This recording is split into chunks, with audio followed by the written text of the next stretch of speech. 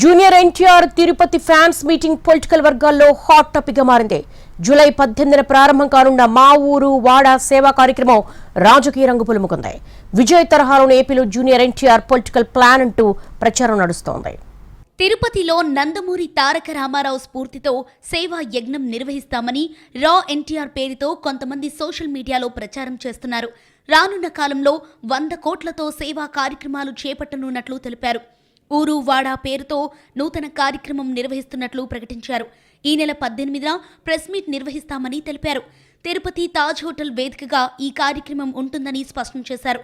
ఆ రోజు ఉదయం 10 గంటలకు సమావేశం ప్రారంభమవుతుందని వెల్లడించారు. ఇది కేవలం పేదలు, వెనుకబడిన వర్గాల కోసమేనని తెలిపారు.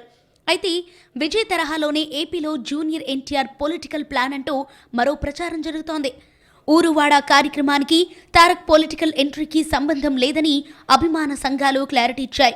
ఊరువాడ కార్యక్రమం ఎప్పుడో రూపొందించామని, దీన్ని రాజకీయాలతో ముడిపెట్టొద్దని ఫ్యాన్స్ చెబుతున్నారు. 2009 ఎన్నికల తర్వాత రాజకీయాలకు దూరంగా ఉన్నారు జూనియర్ ఎన్టీఆర్. పూర్తిగా సినిమాలపై దృష్టి పెట్టారు.